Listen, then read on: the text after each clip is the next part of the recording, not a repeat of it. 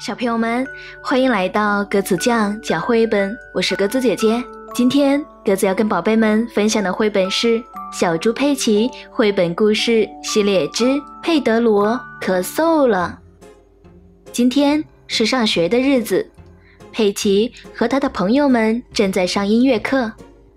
羚羊老师唱道：玻璃小姐有个娃娃。佩奇和他的朋友们跟着一起唱，大家都很喜欢这首歌。哦，糟糕，佩德罗咳嗽了。羚羊老师说：别担心，我马上打个电话给棕熊医生。医院的电话铃响了。你好，棕熊医生，我是羚羊老师，有个孩子生病了。不要慌张，我马上过来看看。棕熊医生跳上他的白色救护车，朝着幼儿园开去。是什么样子的咳嗽呢？是有痰的那种，还是没痰的那种呢？棕熊医生问。我不知道，但是它是这样子的。哦，这并不严重。但是佩德罗的咳嗽可是会传染给别人的。棕熊医生说。那我需要吃药吗？只要吃1小勺就行了。不过这药可能不太美味。棕熊医生说。这味道就像是一只灌满了果酱的旧鞋子味。佩德罗不喜欢这药的味道。哦，糟糕，小狗丹尼和小羊苏西都被佩德罗传染了。棕熊医生也为他俩吃了药。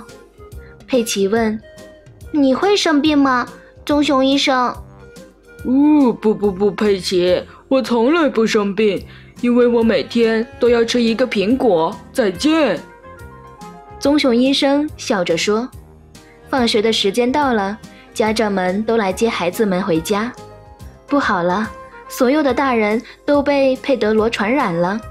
佩奇打电话给棕熊医生。棕熊医生，你好，我是佩奇，所有的大人都生病了。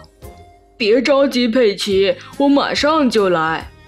棕熊医生又跳上了他的白色救护车。棕熊医生回到了幼儿园。大家好，谁被佩德罗传染了？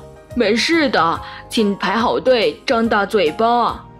哎呀，这个药的味道就像是淡奶糊和旧袜子味呢。羚羊老师抱怨道。哦，连棕熊医生也被佩德罗传染了。不用担心，再见。棕熊医生完成了他的工作后就回去了。大家都跟棕熊医生道别。可怜的棕熊医生，现在他也生病了。你好，我们是过来照顾你的，佩奇说。小狗丹尼带来了一些水果，小羊苏西穿着他的护士制服。这是你的药。小羊苏西让棕熊医生张大嘴巴。尝起来就像是果酱酸奶味的淡奶糊袜子呀。棕熊医生皱皱眉头说。然后大家给棕熊医生唱了一首歌，希望他能感觉好一些。他确实感觉好多了。好啦，小朋友们，今天的故事就讲完了。如果你也喜欢听这个故事，要给鸽子姐姐点赞哦。想要收听更多好听好玩的故事，关注鸽子酱讲绘本，鸽子陪你一起成长。晚安。